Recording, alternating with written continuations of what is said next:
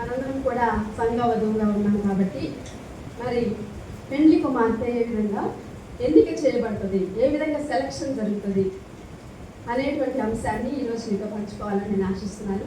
ఈ అధ్యాయానికి ముందు మనం ఆలోచన చేసినట్లయితే, చదువుకున్నట్లయితే అక్కడ ఉన్నటువంటి విషయాలు ఏంటంటే అబ్రహాము ఇస్సాకుని బలి అర్పించడం, అంటే సాదృశ్య రూపంగా అర్పించి మరి సాదృశ్య రూపంగా మృతులలో నుండి అతన్ని మరలా పొందుకున్న తర్వాత శారా చనిపోవడము, ఆమె సమాధి కార్యక్రమము, ఆ తర్వాత మరి అబ్రహాము ఇస్సాకుకు వివాహం చేయవలసిన సమయము వచ్చిందనమాట. వచ్చినప్పుడు తన ఇంటి పెద్ద దాసుడైన దమస్కు ఎలియాజరు అనేటువంటి ఆ యొక్క ఇంటి పెద్ద దాసుడిని ఇస్సాకు వివాహ విషయమై ఆ పెండ్లి కుమార్తెను తీసుకురావడానికి పంపిస్తాడు. ఎక్కడికంటే ఈ యొక్క ప్రజల్లో ఉన్న ఎవరి దగ్గరికి కూడా వెళ్ళొద్దు. అక్కడ ఉన్న ప్రజలు ఎవరంటే కనానీయులు. వీళ్ళెవరంటే వీరు వేరే వంశానికి చెందిన వాళ్ళు, అంటే వీళ్ళ పితరులు కూడా కొంత భక్తి కలిగిన వారే. మనం ఆదికాండం ధ్యానం చేస్తే యాకోబు లాబాను ఇద్దరు కూడా కొండ మీద మాట్లాడుకుంటున్నప్పుడు, సంధి చేసుకుంటున్నప్పుడు మరి లాబాన్ అంటాడు, మన తండ్రి అయిన నాహోరు దేవుడు. హల్లెలూయా.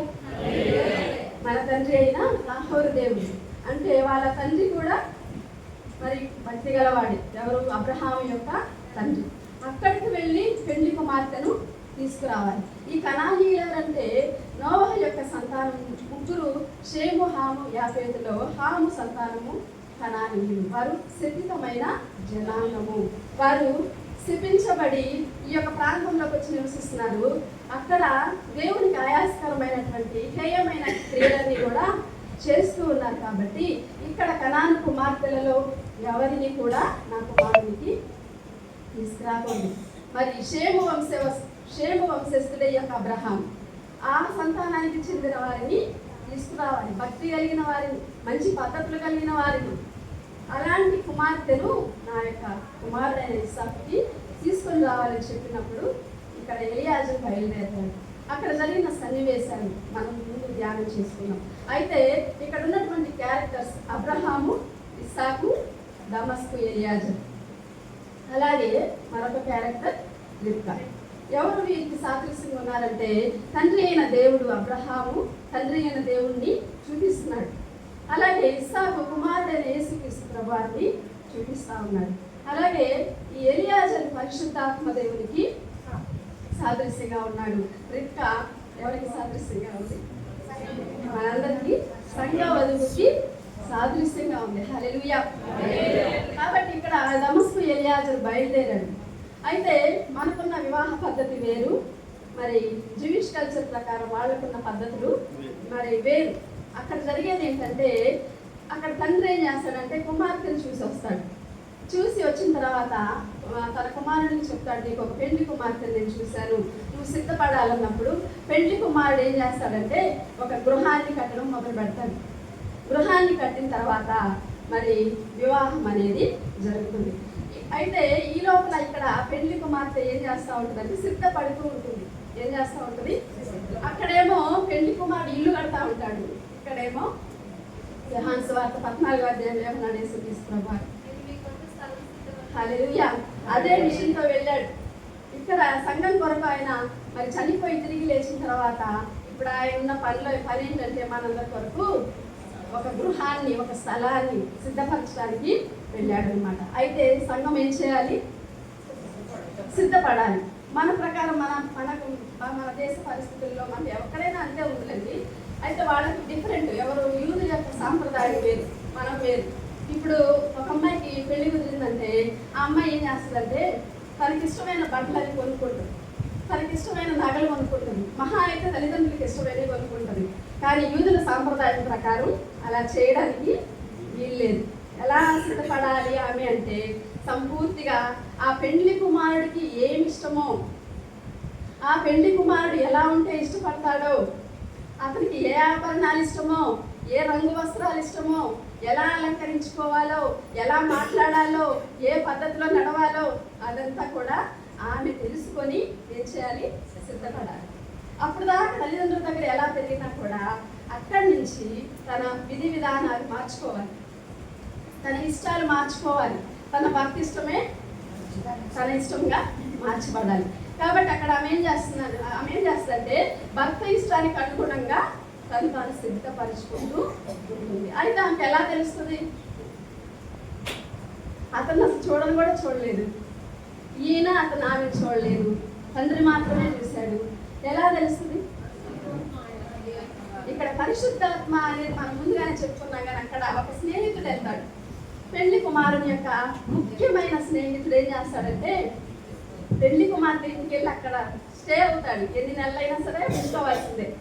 ఉంచుకొని ఆమెకు చెప్తా ఉంటాడు, ఇదిగో నా స్నేహితుడికి ఇలా ఉంటే ఇష్టం, నా స్నేహితుడికి ఇలా నడుచుకుంటే ఇష్టం, ఇలాగ ధరించుకుంటే ఇష్టం, ఇలాంటి ఆభరణాలు ఇష్టం. ఎందుకంటే స్నేహితుడికి తెలుస్తాయి కదా అన్ని. అలాగా ఈ స్నేహితుడు ఆమెకు అన్ని చెప్తూ ఎంతకాలం అయితే ఆ గృహం కట్టబడుతుందో అంతకాలం ఈమె దగ్గరుండి ఈమెను సిద్ధపరుస్తూ ఉంటాడు. హల్లెలూయా. ఇక్కడ కూడా దమస్కు ఎలియాజరు పెళ్లి కుమార్తెను తేవడానికి వెళ్ళాడు. మరి ఆ యొక్క స్నేహితుల వల్ల ఎవరైతే మరి వచ్చి సిద్ధపరుస్తారో ఆ పాత్ర ఎవరిదంటే పరిశుద్ధాత్మ దేవుడి. మరి యేసుప్రభు వారు అక్కడికి వెళ్ళినప్పుడు మన దగ్గరికి ఎవరు వచ్చారు? పరిశుద్ధాత్మ దేవుడు. ఆయన వచ్చి ఏం చేస్తున్నాడు? సమస్తాన్ని బోధిస్తున్నాడు, మనకు అన్ని విషయాలు తెలియపరుస్తున్నాడు. యేసు ప్రభువుని గురించిన విషయాలు మనకు తెలియపరిచి ఆయన రూపంలోనికి, ఆయన స్వరూపంలోనికి సంఘాన్ని సిద్ధపరుస్తున్నాడు అన్నమాట. ఇక్కడ దమస్కు ఎలియాజరు బయలుదేరాడు. మరి ఆ కనాను దేశం నుండి అబ్రహాము యొక్క బంధువులు ఉన్నటువంటి అరంనహరాయిం అనే ప్రదేశానికి లేదా నాహోరు పట్టణానికి బయలుదేరి వెళ్ళినప్పుడు అక్కడ దిగాడు. ఒక బావి దగ్గర దిగాడు. నీళ్లు చేదుకొను బావి. ఆ బావి సంఘానికి సాదృశ్యంగా ఉంది, అలాగే వాక్యానికి సాదృశ్యంగా ఉంది. కాబట్టి అక్కడికి వచ్చే స్త్రీలనే నేను ఎన్నిక చేసుకుంటా. హల్లెలూయా. సంఘానికి వచ్చే స్త్రీలనే అంటే సంఘానికి వచ్చేటువంటి దేవుని బిడ్డలే అర్హులవుతారుగా. నేను ఇంటి దగ్గర ప్రార్థన చేసుకుంటాను, నేను ఇంటి దగ్గర భక్తి చేసుకుంటాను, లేదా నా ఇష్టం వచ్చినట్టు నేను భక్తి చేసుకుంటానంటే వారి సంఘ వధువులోనికి చేర్చబడలేరు. రెండవది, వాక్యం దగ్గర కూర్చొని నీళ్లు చేదుకోవాలి. వాక్యంలో నుంచి మరి పరిశుద్ధాత్మ దేవుడు మాట్లాడతాడు. వాక్యం లేకుండా మాట్లాడతాడా? నేనైతే అలంకరించుకోవాలని ఉంది అని నువ్వు చెప్పొచ్చు, కానీ నువ్వు ఎలా అలంకరించుకోవాలి, ఎలా సిద్ధపడాలో, మరి ఎలాగ శుద్ధి చేసుకోవాలో ఎవరు చెప్తారు? పరిశుద్ధాత్మ దేవుడు ఎక్కడి నుంచి మాట్లాడతాడు? సొంతగా ఏం మాట్లాడు. ఆయన యేసుప్రభువు ఏమంటారు? నా వాటిలోని మీకు బోధించింది. వాక్యంలో నుంచి ఆయన మనతో మాట్లాడుతున్నప్పుడు మరి సంఘం అనేది ఏం చేస్తుంది? సంఘవధువు సిద్ధపడుతుంది. కాబట్టి ఈ యొక్క దమస్కు ఎలియాజరు ఆమెను కలుసుకున్న ప్లేస్ ఏంటంటే నీళ్లు చేదుకునే బావి. హల్లెలూయా. కాబట్టి సంఘవధువులో చేర్చబడాలి అనుకునే వాళ్ళు వాక్యం దగ్గరికి ఖచ్చితంగా రావాలి. అయితే ఆ స్త్రీలు వచ్చిన తర్వాత వచ్చాడా? రాకముందే వచ్చాడా? అక్కడ ముందే అక్కడ ఉన్నాడు. హల్లెలూయా. ఒకసారి ఇలాగే ఉపవాస ప్రార్థనలు జరుగుతుంటే ఇట్లాగే మా పాస్టర్ గారు, అంటే నేను అంతకుముందు ఒక సంఘానికి వెళ్ళేదాన్ని, ఇప్పుడు సొంతగా పరిచర్య. అయితే మా పాస్టర్ గారు కూడా చెప్పారు 40 days ఫాస్టింగ్ ప్రేయర్స్ అంటే. నేను మనసులో అనుకుంటున్నాను 40 days రావాలి, బలపడాలి అనుకుంటుంటే పరిశుద్ధాత్మ దేవుడు మాట్లాడుతున్నాడు. ఎప్పుడు వస్తావు? ఎన్ని గంటలకు వస్తావు? 12 గంటలకి ప్రేయర్. నేను 12 గంటల కంటే ముందే వస్తాను. నువ్వెప్పుడు వస్తావు? నేను కూడా ఏం చేశానంటే ఒక ఆటో పెట్టుకొని మాట్లాడుకొని రోజు 12 గంటల కంటే ముందే వెళ్ళేదాన్ని. 5 నిమిషాల ముందే. ఎందుకు? ఆయన మనకంటే ముందే వచ్చి అక్కడ ఉంటాడు. లేట్గా రావడం అనేది ఆయన అవమానపరచడం. ఆ 40 దినాలే కాదు, ఎప్పుడు ఏ కూడిక జరిగినా మనం ఎప్పుడు సమయానికి రావాలి. ఎన్ని పనులున్నా సరే అక్కడ పడేసి. నేను అది ఎక్కడి నుంచి నేర్చుకున్నానంటే మా తల్లిదండ్రుల దగ్గర నుంచి నేర్చుకున్నాను. ఎట్లాగంటే డ్యూటీకి వెళ్ళి వస్తారు, పనులన్నీ ఉంటాయి, 8 అయ్యింది. సగం మా అమ్మ పప్పు అక్కడే పెట్టేసి రుబ్బలు తారింపేదు అక్కడే పెట్టేసి వెళ్ళిపోతారు ప్రేయర్కి. వచ్చాక 11 12 పప్పు రుబ్బుకొని తారింపు పెట్టుకొని అప్పుడు తింటారు. హల్లెలూయా. ఎన్ని పనులున్నా ఆ సమయం వచ్చినప్పుడు అక్కడ పడేసి, అంటే ముందే చక్కదిద్దుకోవడం ఇంకా మంచిది మనకు అవకాశం ఉంటే. అవకాశం ఉన్నప్పుడు, లేనప్పుడు అట్లాగా చేయాలి. అట్లాగా నేను అన్ని పనులు ముగించుకొని వెళ్ళేదాన్ని. వెళ్తుంటే మా ఇంటి దగ్గర మా బంధువురాలే ఉంది. అందరికీ చెప్తుంది, ఈ అమ్మాయి రోజు ఆటో వేసుకొని వస్తుంది, నన్ను ఒక్కరోజు కూడా తీసుకురాలేదు, నేను తర్వాత వస్తున్నాను వెళ్ళలేదు అని చెప్తుంటే నేను అందరూ నాకు చెప్పారు, అవునమ్మా కలిసి రావచ్చు కదా అంటే, నా బాధ ఏంటి? పరిశుద్ధాత్మ దేవుడు ముందు వస్తాడు, నేను పరిగెత్తాలని.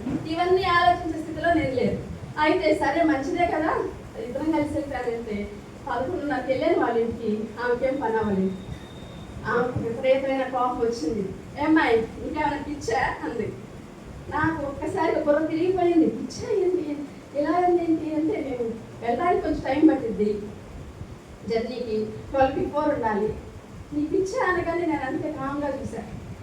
తర్వాత దేవుడు చెప్పాడు నాతో, యేసుప్రభు కూడా ఏమన్నాడు, మనం దేవుని చిత్తాన్ని చేస్తున్నప్పుడు పిచ్చి వెర్రి, ఇంకా ఒకసారి యేసుప్రభు వారి ఇంట్లోకి వచ్చాడని తెలిసి ఇంటి దగ్గర ఆయన ఇప్పుడు బోధించడం, ఎందుకంటే అనుకూలించదు అనమాట. ఇంటి దగ్గర రోజంతా బోధిస్తుంటే ఇంట్లో వాళ్ళు ఒప్పుకుంటారా? అందుకే ఏం చేస్తాడు ఆయన, సముద్ర తీరాలకు వెళ్ళి, కొండల మీదకి వెళ్ళి, అరణ్యంలోకి వెళ్ళి బోధిస్తాం. ఒకసారి ఎందుకో మరి పొరపాటు ఇంటి దగ్గర ఉండగానే అందరూ ఇంట్లోకి వచ్చేస్తే బోధిస్తున్నాడు, స్వస్థ కార్యాలు చేస్తున్నాడు. మరి మధ్యాహ్నం అయింది, అన్నం తినడానికి ప్లేస్ లేదు. ఆ ఇంటి వాళ్ళకి ఏమొచ్చేసింది, కోపం, చాలా విపరీతంగా కోపం వచ్చి ఇతనికి మతి భ్రమించిందని చెప్పి ఏం చేశారు, పట్టుకోబోయారు. దేవుని చిత్తాన్ని మనం జరిగించినప్పుడు ఖచ్చితంగా లోకానికి అలాగే కనిపిస్తుంది. పరిశుద్ధాత్మ స్వరం మనం విన్నప్పుడు, మనం అది చేస్తున్నప్పుడు ఖచ్చితంగా వెర్రి పట్టింది, పిచ్చి పట్టింది, మతి భ్రమించింది, ఇంకా ఏమన్నారు యేసుప్రభుని, దయ్యం పట్టిన వాడు ఖచ్చితంగా. కానీ వాటికి భయపడాలా? వాళ్ళు అలా అంటారు కాబట్టి అలా నన్ను ఎవరు అలా అనకూడదు, నన్ను మంచిదే అనాలని చెప్పేసి మనం సర్దుకున్నాం అనుకో, దేవుని చిత్తాన్ని చేయగలుగుతామా? చేయలేము. అందులో మనం ఆఖరి దినాల్లో, ప్రభు ఆఖరి దినంలో ఉన్నాం కాబట్టి మనం సీరియస్గా దేవుణ్ణి వెంబడించాలి, దేవుని చిత్తం చేయడానికి మనం సిద్ధపడాలి. కాబట్టి ఇక్కడ దమస్కు ఎలియాజరు కూడా ఏం చేశాడు, ముందే వెళ్ళిపోయి కూర్చొని అక్కడ వెయిట్ చేస్తున్నప్పుడు మరి ఆమె వాళ్ళు వచ్చారు, స్త్రీలు వచ్చినప్పుడు చాలా మంది వచ్చారు, కానీ ఎవరు దేవుడు సిద్ధపరిచిన పెళ్లి కుమార్తె అనడానికి ఏం చేశాడు, ఫస్ట్ ప్రార్థన చేశాడు. ఫస్ట్ ఏం చేశాడు, పరిశుద్ధాత్మ దేవుడు ప్రార్థన చేస్తాడా? కరెక్ట్. రోమీయులకు రాసిన పత్రిక 8వ అధ్యాయం రాయబడింది, ఉచ్చరింప శక్యము కానీ మూలుగులతో మన పక్షంగా విజ్ఞాపన చేసేవాడు. ఆ తర్వాత కిందకి వెళ్తే ఇంకా మరొక వ్యక్తి విజ్ఞాపన చేస్తాడంట. ఎవరు? యేసుక్రీస్తు ప్రభువారు పరలోకమందు ఆసీనుడై మన పక్షంగా విజ్ఞాపన చేస్తున్నాడు. యేసు ప్రభు చేస్తున్నాడంట, పరిశుద్ధాత్మ దేవుడు చేస్తున్నాడంట. మీరు చేస్తున్నారా విజ్ఞాపన? ఉచ్చరింప శక్యం కానీ మూలుగులతో ఆత్మలో ప్రార్థన చేస్తున్నారా? మీ ఇద్దరు చేసుకోండి, ప్రభువా నాకు ఖాళీ లేదు అన్నాం అనుకోండి, అసలు వ్యక్తికే లేకపోతే వాళ్ళు ఎంత చేసినా కూడా కొంతవరకు మనం చేయాలి ప్రార్థన. అంటే వాళ్ళకైనా తీరిక ఉంది, కానీ విశ్వాసకి ఏం లేదు, ప్రార్థన చేయడానికి తీరిక లేదు. ఇక్కడ దమస్కు ఎలియాజరు ప్రార్థన చేస్తుంటే ఒంటిలు కూడా మోపించాయి. హల్లెలూయా. అబ్రహాము ఇంటిలో ఉన్నటువంటి మంచి సంస్కారం ఏంటంటే ప్రార్థన అందరూ చేస్తారు, చిన్నపిల్లలు మొదలుకొని పెద్దవారి వరకు, దాసి మొదలుకొని యజమానుల వరకు, మరి పశువుల నుంచి మనుషుల దాకా అందరూ కూడా ఏం చేస్తారు. మన ఇంట్లో కూడా అలాంటి మరి పద్ధతి ఉండాలి. ఒక ప్రార్థన చేస్తుంటే మిగతా వాళ్ళు ఆమేనని చెప్పేసి వెళ్ళిపోకూడదు. ప్రతి ఒక్కరు కూడా ప్రార్థించేటువంటి వారిగా, విజ్ఞాపన చేసేటువంటి వారు సిద్ధపడాలి. కుటుంబంలో ప్రతి ఒక్కరు విజ్ఞాపనకర్తలుగా మారాలి.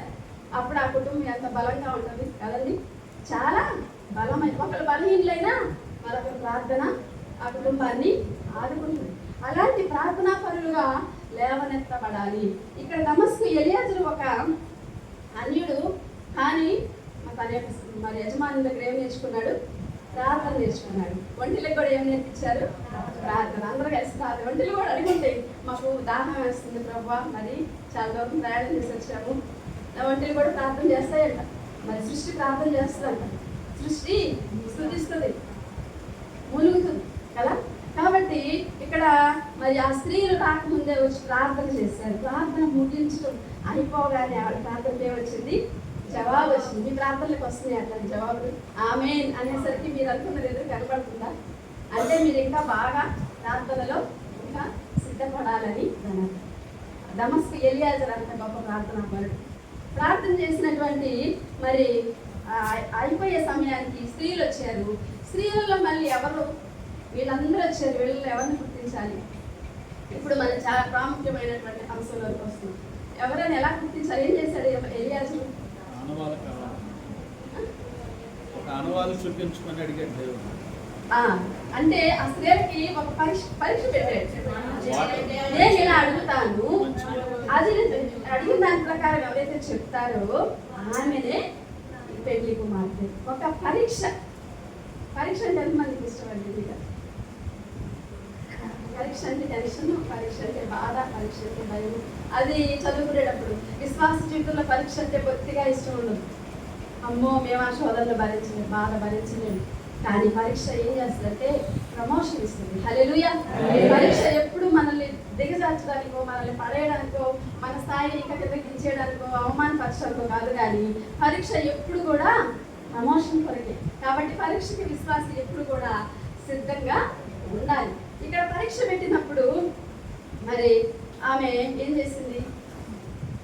నాకు వాటర్ కావాలి, నాకు ఒంటెలు కావాలన్నప్పుడు నీకు మాత్రమే నేను ఇస్తా, ఈ ఒంటెలు 10కి నేను కొయ్యలేదు అంట. ఎంత గొప్ప స్త్రీయో కదా. అంతమంది ఒక ఒంటె చాలా వాటర్ తాగింది కదా, మనందరికీ తెలుసు. అది ఎడారిలో ఉండే జంతువు కాబట్టి స్టోర్ చేసుకుంటుంది కాబట్టి చాలా నీళ్లు తాగుతుంది. ఎన్ని గడవల నీళ్లు పోసిందో పాపం. మరి కిందకి మెట్లు దిగి తీసుకొని రావాలి. అతనికైతే ఒక గడవ తెస్తే సరిపోదు. కానీ మరి ఆమె ఎంత విలువలు కలిగిన స్త్రీ అంటే, మరి ఇప్పుడు కూడా ఉన్నాయి, విలువలు లేకుండా ఉన్నాయా? కానీ ఎవరు ఫాలో అవుతారో వారే యోగ్యులు. ఇప్పుడు కూడా విలువలు లేకుండా ఏ దేశం లేదు, ఏ ప్రజలు కూడా లేరు. కానీ ఇక్కడ ఈ యొక్క స్త్రీ, ఈయన పరదేశుడు, ఈయన పరదేశి, ఈయన వేరే దేశం నుంచి బాటసారి ఎంతో కష్టపడి వచ్చాడని చెప్పేసి ఆమె ఏం చేసింది? ఆయన దయ చూపించి ఆ యొక్క నీటిని చూసింది. చాలా మందికి శ్రమ పడటం అంటే ఇష్టం ఉండదు. మరి సంఘం వదులుకుండాల్సిన లక్షణం ఏంటి?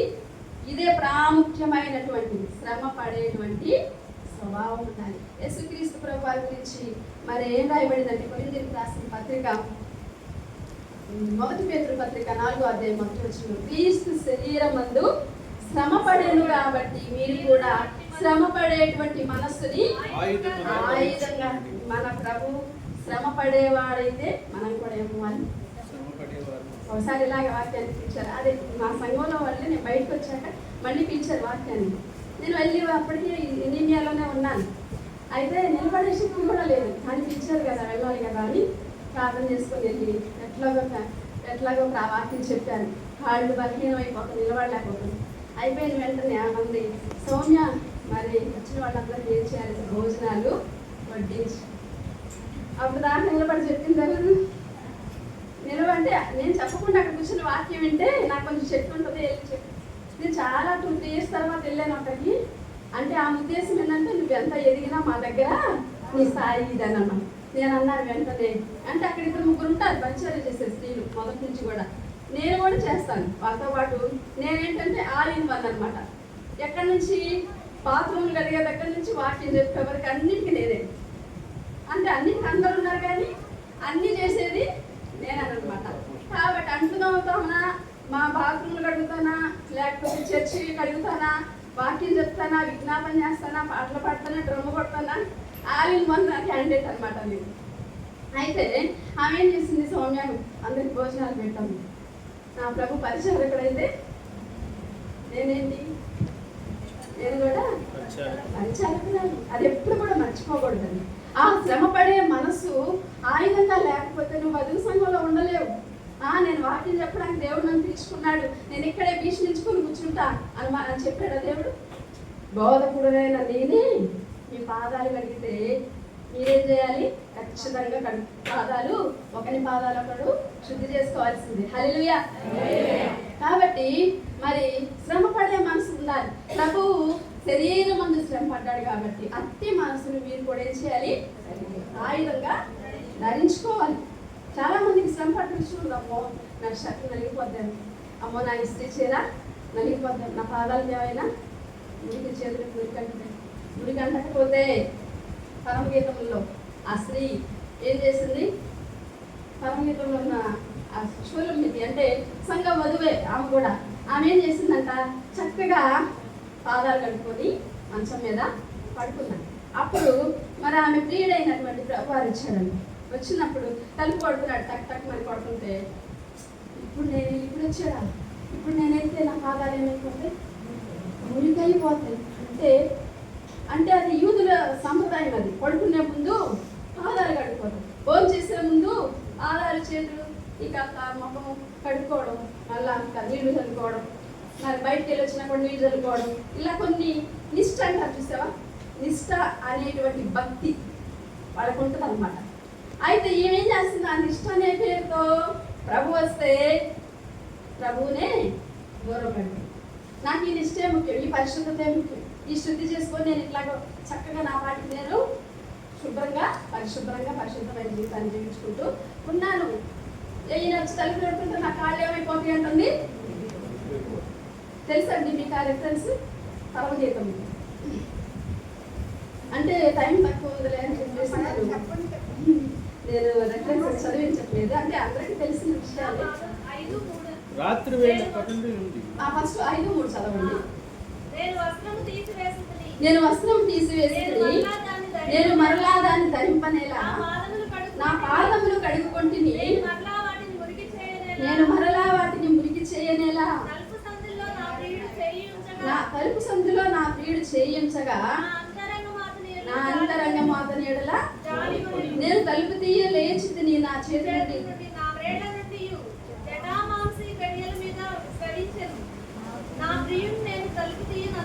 ఆ తలుపు వెళ్ళిపోయింది. ఈ పాదాల గురించి ఆలోచించుకునే లోపల ప్రియుడేమైపోయాడు, మరలా బజార్లోకి వీధుల్లోకి వెళ్ళి ఎత్తాల్సి వచ్చింది.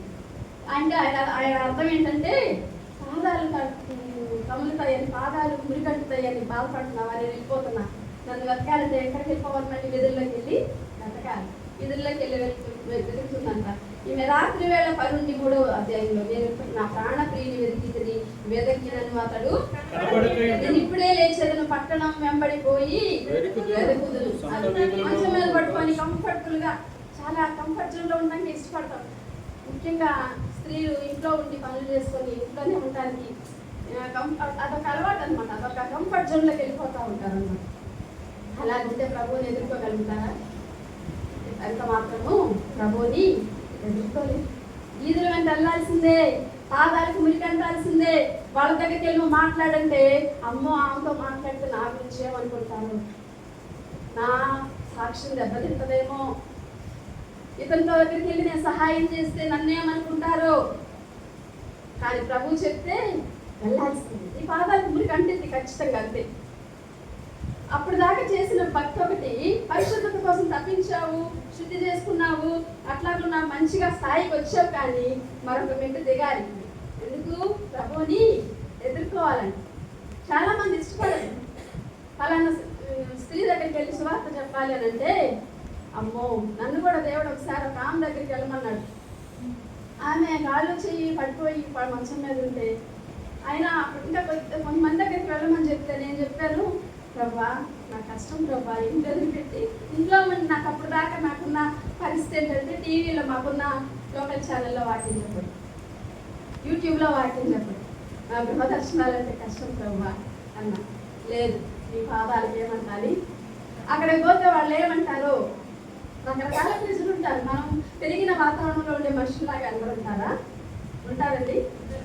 వాళ్ళ గృహాలకు వెళ్తే రకరకాల పరిస్థితులు ఉంటాయి. అయితే నేను వెళ్ళలేను ప్రభా అంటే, నీ పాదాలకు మురికంట లేదా, నువ్వు భద్రంగా ఇంట్లో కూర్చుంటున్నావా మంచం మీద, శుద్ధి చేసుకొని నన్ను కలుసుకోలేదు.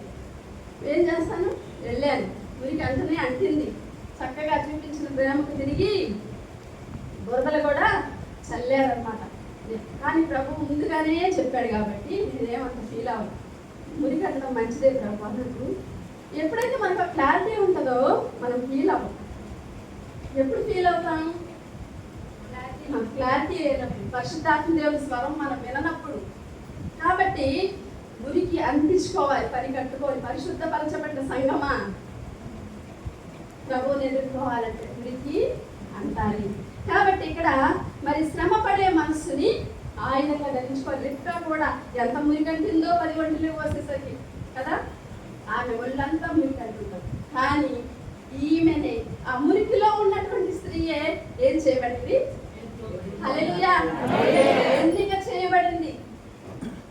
పెండ్లి కుమార్తెగా వెంటనే అతను ఏం చేశాడు? చదువు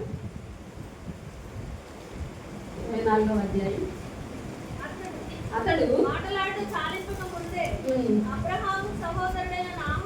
ఇదంతా వద్దుగానమ్మా. 22వ వచనం. వంటలు త్రాగుట అయిన తర్వాత వంటలు త్రాగుట అయిన తర్వాత ఆ మనుష్యుడు అరతులము ఎత్తుగల బంగారు కమ్మిని ముక్కు కమ్మిని ఆమె చేతులకు 10 తులముల ఎత్తుగల 2 బంగారు కడియలు తీసి నీవు ఎవరి కుమార్తె దయచేసి నాతో చెప్పు. హల్లెలూయా. అనుకుంటే ఎవరు ఎగ్జాక్ట్ గా అబ్రహాం యొక్క బంధువుడైన బెతూయేలు కుమార్తె. అన్ని చక్కగా సరిపోయాయి. 2 ఆభరణాలు ఆమెకి ఇచ్చాడు. ఆమె సెలెక్ట్ అయింది అక్కడ. ఏంటి ఆభరణాలంటే ముక్కుకి కమ్మి, బంగారు కమ్మి, ఇంకా చేతులకి కడియాలు. ఆమె తెచ్చి పెట్టుకుందా? ఆల్రెడీ ఉన్నాయా? ఎవరు పెట్టారు? పరిశుద్ధాత్మ దేవుడు నీకు ఆభరణాలు ఇస్తాడమ్మా. నిన్ను అలంకరిస్తాడు. నీవు సొంత భక్తి చేసుకుంటే అది అలంకరణగా మారదు. నాకు ఇష్టమైన భక్తి ఇదే, ఇట్లా ఉంటానంటే అది అలంకరణ ఆభరణాలుగా మారతాయా? మారవు. పరిశుద్ధాత్మ దేవుడు తెచ్చి పెట్టాలి నీకు. అప్పుడే నువ్వు అలంకరించబడతావు వధువు కన్యకగా. హల్లెలూయా. ఎస్తేరు గ్రంథంలో మరి ఆ స్త్రీలందరినీ, ఆ కన్యకలందరినీ తెచ్చినప్పుడు మరి ఎవరు వారికి అలంకరణలు ఇచ్చింది? ఎవరు? హేగే. హల్లెలూయా. హేగే ఏం చేశాడంటే ఎవరెవరికి ఏ ఆభరణాలు సెట్ అవుతాయి అంటే, ఇది నాకు తెలుసు రాజుకి ఎలా ఉంటే నచ్చుతారు, సేమ్ ఇదే విధానం అనమాట. అయితే అందరూ ఏం చేశారు? మనందరికి తెలిసిందే, ఎస్తేరు గ్రంథం చెప్పేస్తున్నాను. అందరూ ఏం చేశారు? స్త్రీలు వాళ్ళకి ఇష్టమైన అడుగుతున్నారు. ఇంకా కావాలి, ఇంకా నాకు నెక్లెస్ కావాలి, ఇంకా నాకు మరి చెవులకి బుట్టలు కావాలి, అవి కావాలి, ఇవి కావాలి అడుగుతున్నాను. ఇస్తారంటే ఏం చేస్తుందంట? ఏమైతే హేగే నిర్ణయించాడో అవి మాత్రమే ఆమె చాలు.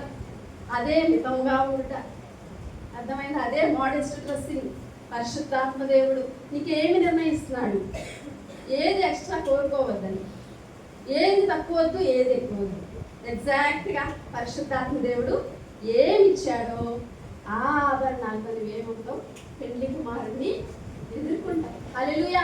అటువంటి ఎస్తేరుకు ఉన్నటువంటి గుణం ఉండాలి. మనం ఏదో గొప్పగా చేస్తాము అనుకుంటే ఎక్కువ అవ్వదు, తక్కువ చేస్తే తక్కువ అవ్వదు. పరిశుద్ధాత్మ దేవుడు ఎగ్జాక్ట్గా ఎలా నడిపిస్తున్నాడు, ఏం చెప్తున్నాడు, ఏం చేయాలి, అది చాలు క్రైస్తవ భక్తి అంటే. పరిశుద్ధాత్మ దేవుడు నడిపిన ప్రకారం నువ్వు చేసినప్పుడు ఆయన ఇక్కడ 2 ముక్కు కమ్మి గాజులు అనేవి 2 సుగుణానికి సాదృశ్యంగా. ముక్కు కమ్మి మరి దేనికి సాదృశ్యంగా ఉందంటే ఒక మరి ముక్కు సూటితత్వం.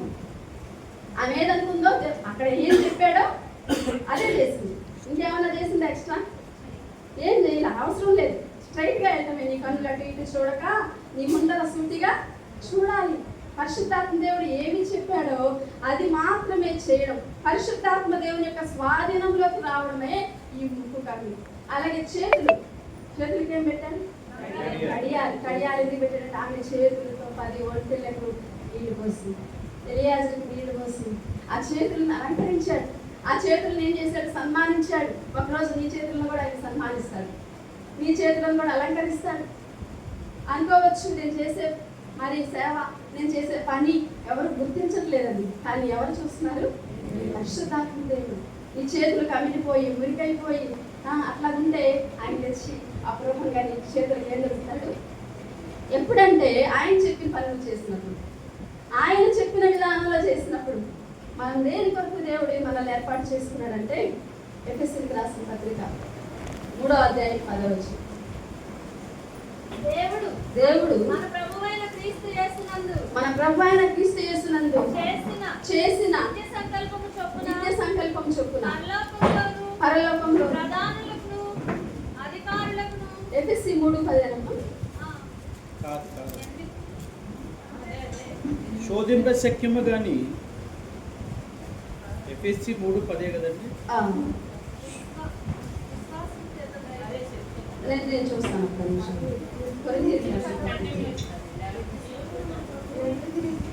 చెప్పండి. దేవుడు మన కొరకు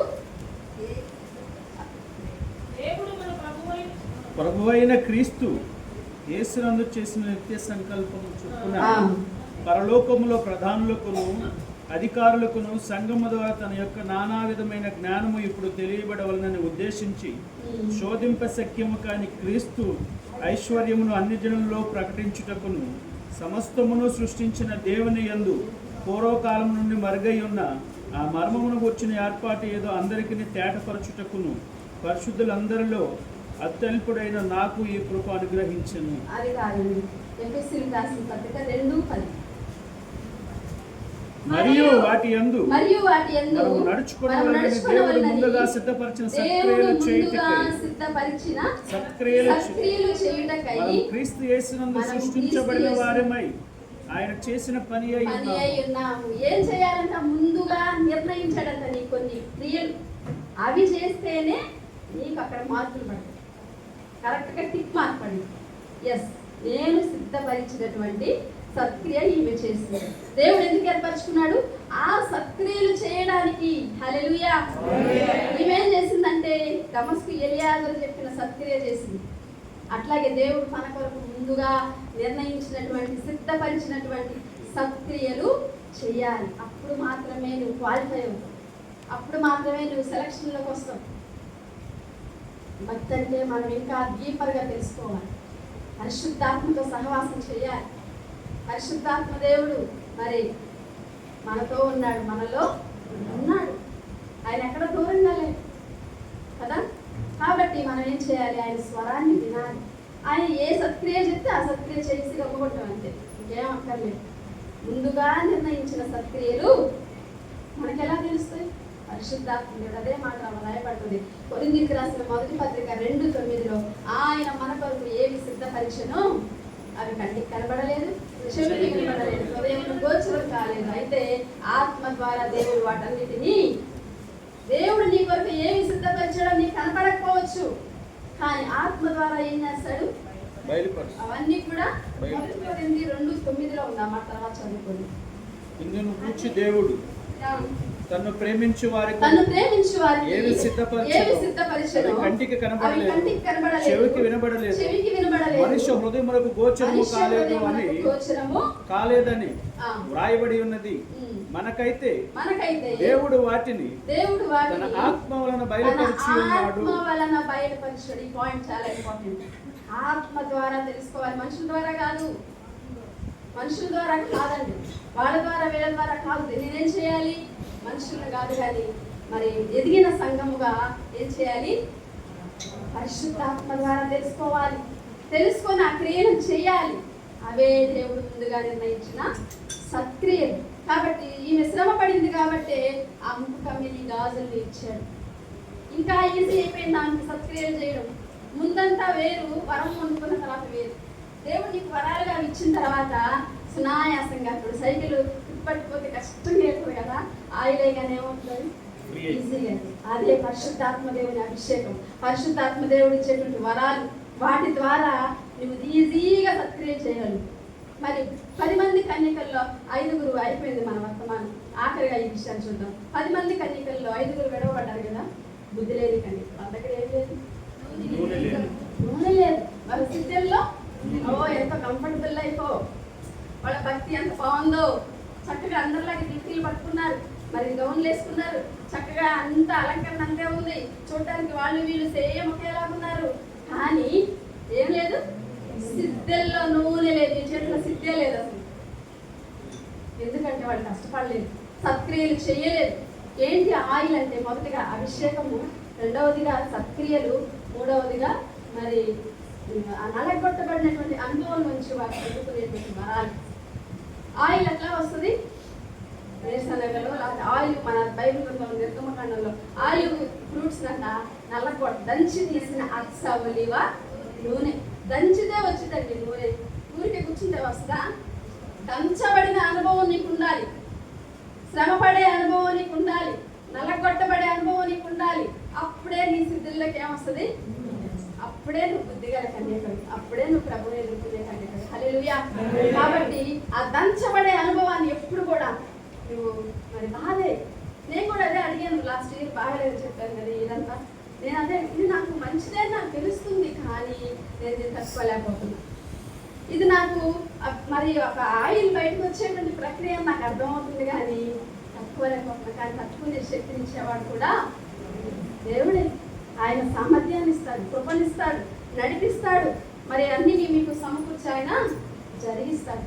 కాబట్టి సిద్ధలలో నూనె కలిగినటువంటి సత్క్రియలు కలిగినటువంటి మరి దేవుని వరాలను పొందుకొని చక్కగా సునాయాసంగా చేసే సత్క్రియలు చేయగలిగేటువంటి సంఘముగా మనం మార్చబడదుగాక. పెండ్లి కుమారుడైన యేసుక్రీస్తు వారిని ఎదుర్కొంటకు మనం సిద్ధపడదుగాక. ప్రభు అట్టి కృప మనందరికీ దయచేయుగాక. పరిశుద్ధుడు అయిన తండ్రి, ప్రేమ నమ్మకం జీవాధిపతి అనే విషయానికి స్తోత్రం. ఇంతవరకునైనా మరి మాట్లాడారు పరిశుద్ధాత్మ దేవానికి స్తోత్రం. నైనా ఈ యొక్క శ్రేష్టమైన సంగతులను బట్టి స్తోత్రం. నైనా మాకెంతగానో ఒక స్పష్టత మీరు అనుగ్రహించి వెళ్ళిపోతున్నారు. మమ్మల్ని ఇంకా ముందుకు నడిపిస్తారని నమ్ముతున్నాం ప్రభా. అయా భక్తిలో ఇంకొక నైనా మెట్టులోకి నడిపిస్తారని నమ్ముతున్నాను ప్రభా. నీ కొరకు ఎదురు చూసేటువంటి, నీ కొరకు సిద్ధపడేటువంటి, నీ కొరకు శ్రమపడేటువంటి సంఘముగా నైనా ఇంకనూ మరి నీ సంఘాన్ని నైనా మరి నడిపిస్తారని నేను ప్రార్థిస్తున్నాను ప్రభా. దేవ పాస్టర్ గారిని బట్టి స్తోత్రాలు, సంఘస్థులను బట్టి స్తోత్రాలు. నేను ప్రత్యేకంగా నా కొరకు ప్రార్థించిన ప్రతి ఒక్క బిడ్డను బట్టి మిమ్మల్ని ఎంతగానో స్తుతిస్తూ ఉన్నాను ప్రభా. మహిమ ఘనత ప్రభావాలు ఆరోపిస్తున్నాను ప్రభా. తండ్రి మా ప్రయాణం అంతట్లో సహాయం చేసిన దేవా వందనాలు స్తోత్రాలు చెల్లిస్తున్నాను. నైనా మరలా తిరుగు ప్రయాణంలో కూడా నీ కృప మాకు దయచేయమని, ఇక్కడ నిలిచి ఉంటున్న సంఘానికి నీ కృపాక్షేమములు విస్తరింప చేయమని మా ప్రభు మా రక్షకుడైన యేసుక్రీస్తు నామమున స్తుతించి ప్రార్థించి వేడుకుంటున్నాను తండ్రి. ఆమేన్.